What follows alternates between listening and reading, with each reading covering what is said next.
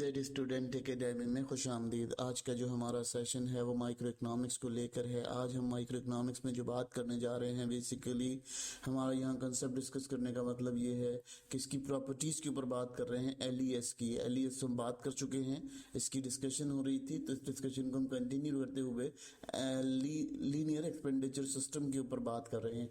अब यहाँ बात करते हैं जी एडिटिविटी, यानी आपके पास क्या होता है एडिटिविटी का कंडीशन ये होती हैं कि जब आपने तमाम इनकम को देख लिया तो उस इनकम का एक हिसाब लगा लिया। उस हिसाब को क्या किया, जब आपने हिसाब लगाया तो जो तमाम गुड्स आप जिसके ऊपर आप अपनी इनकम खर्च कर रहे थे, वो तमाम चीज़ें आपको ये चीज़ बेहतरीन तरीके से समझा रही होती हैं कि आपके जो बजट कॉन्स्टेंट है वो बहुत सेटिस्फाइड है, यानी बजट की कमी की वजह से भी जो इनकम आपकी हो रही है वो भी एक सेटिस्फाइड इनकम है जिससे आप काम कर सकते हैं। फिर लीनियर डिमांड होती है। लीनियर डिमांड ये होती है कि किसी भी गुड की, ईच गुड की जो डिमांड है वो linear function of price and income होती है, यानी एक गुड की जो डिमांड की बात की जाए वो उसकी प्राइस और इनकम पे बहुत ज़्यादा डिपेंडेंट होती है और दोनों एक दूसरे को बहुत अच्छे से इजीली एस्टिमेट किए जा सकते हैं। जब हम इनको लीनियर फंक्शन पे रखें तो इकोनोमेट्रिक टेक्निक्स लगाकर हम उसे उसको हासिल कर सकते हैं।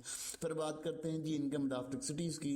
इनकम इलास्टिसिटीज़ बहुत ज़्यादा डिपेंडेंट होती हैं इन तमाम प्रोसेसेस के ऊपर। सबसे पहली बात करते हैं कि जो गुड्स हैं जिनका हायर बजट है, यानी बहुत महंगी गुड्स हैं, मार्केट के अंदर बहुत ज़्यादा महंगी हैं, अब उनकी जो इनकम है उनकी इलास्टिसिटीज़ भी बहुत ज़्यादा हाई होंगी। फिर बात करते हैं जी इंटीरियर जो गुड्स ऐसी हैं जिनकी कंडीशंस बहुत ज़्यादा एक्सीड कर गई हैं, उनका एक्सपेंडिचर बहुत ज़्यादा बढ़ गया है, तो वो गुड्स जो हैं वो भी मार्केट में अपना एक मकाम खोती चली जाती हैं। तो ये एक बड़ा इंपॉर्टेंट मैटर है जिसको यहाँ डिस्कस किया गया है और इसके बारे में डिबेट की गई है और ये इसको समझाया बड़े आसानी तरीके से गया है, लेकिन जब हम इकोनॉमेट्रिक लेवल पे बात करेंगे तो इसकी डिटेल्स में जाएंगे।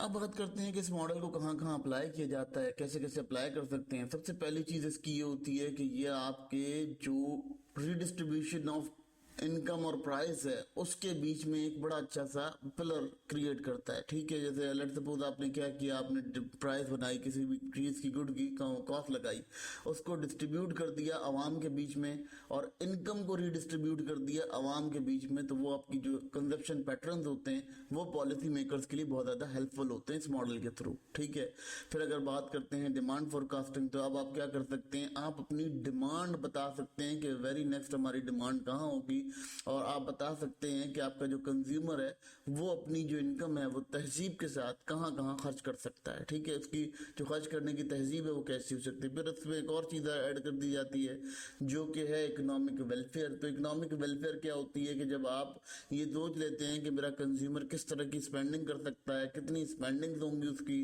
वो कौन कौन सी स्पेंडिंग कर पाएगा, वो तमाम स्पेंडिंग्स जो है ना वो तमाम चीज़ें आपके लिए एक मीनिंगफुल रास्ता दिखा देती हैं, जिसकी वजह से आप क्या करते हैं, आवाम की फलाह और बहबूद के लिए अच्छी पॉलिसीज मेक कर सकते हैं।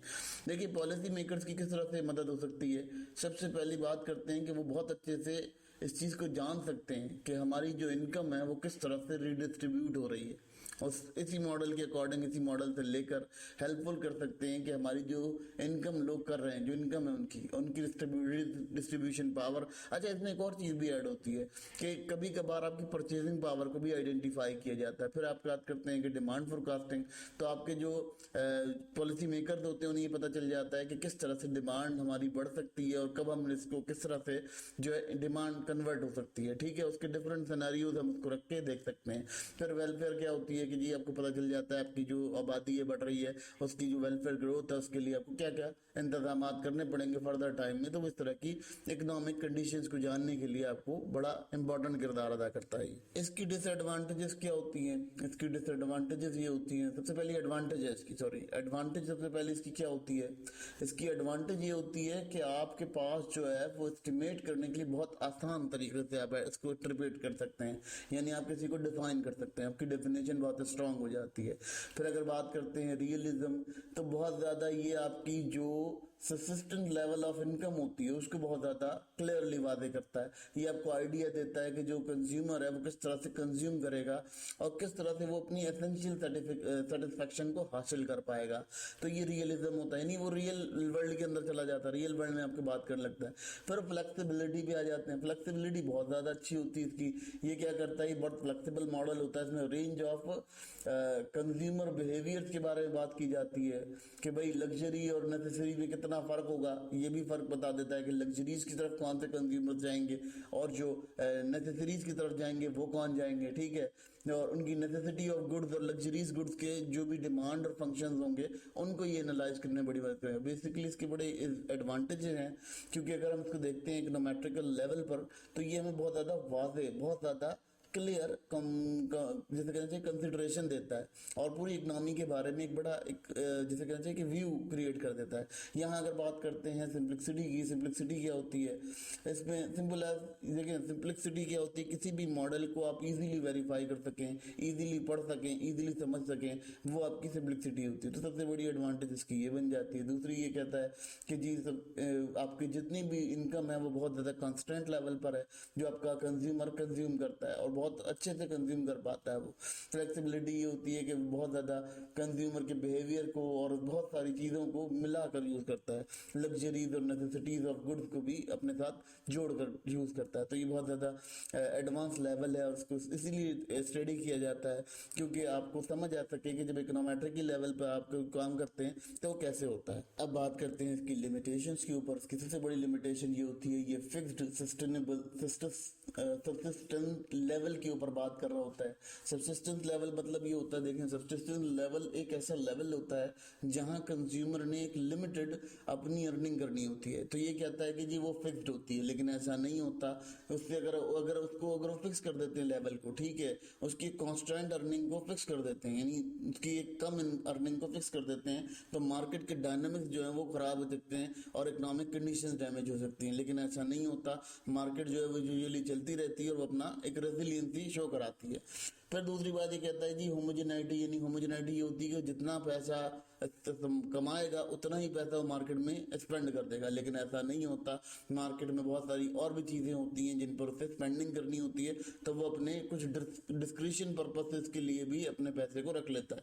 जैसे मैंने आपको लास्ट टाइम बताया था कि उसमें जो है वो अपने फ्यूचर स्पेंडिंग के लिए रख लेता है, कुछ चीजें फ्यूचर में स्पेंड कर सकता है, कुछ चीजें फ्यूचर में अपने लिए इस्तेमाल कर सकता है। तो वहां पे भी होमोजेनिटी की कंडीशन आती है कि ये कहता है होमोजेनिटी, मगर वो होमोजेनिटी होती नहीं है, कभी कभार वो मार्केट को हेट्रोजीनियस लेवल पर ले जाती है जहां demand of goods and services गिरना शुरू हो जाती है। फिर बात करते हैं जी लिमिटेशन टू लीनियर मॉडल। अब क्या होता है, ये लिमिटेशन क्रिएट कर देता है लीनियर फॉर्म में। इसमें क्या होता है, ये बहुत ज़्यादा इजी वे में आपको समझा देता है, बहुत ज़्यादा सिंपल कर देता है, ओवर सिंप्लीफाई कर देता है रिलेशनशिप को इनकम, प्राइसेस और डिमांड के।